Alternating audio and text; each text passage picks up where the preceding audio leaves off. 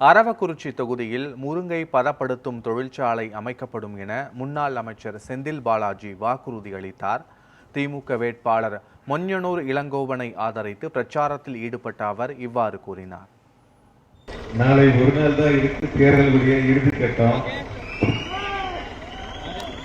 உடல் கோவையில் இருந்தது, மனசெல்லாம் கரூர்ல இருந்தது.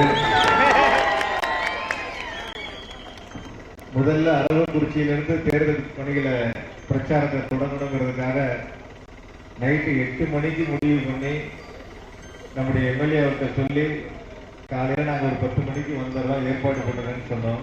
இந்த நிகழ்வில் எனக்கு முன்னாலே உரையாற்றி இருக்கின்ற கழகத்தினுடைய கொள்கை பரப்பு இணைச்சேர்ந்த நண்பருக்குரிய முரளி அவர்களுக்கு நன்றியை என்னோடு தெரிவித்துக் கொண்டு, ஒரு மாத காலம் என்னோடு ஏறத்தாழ ஒரு நாளைக்கு 5 மணி நேரம் 6 மணி நேரம் இடைவிடாமல் பிரச்சாரத்தை முன்னெடுக்கின்ற அண்ணன் முரளி அவர்களுக்கு என்னுடைய அன்பு கலந்த நன்றியை இந்த நேரத்தில் நான் தெரிவித்துக் கொள்கின்றேன்.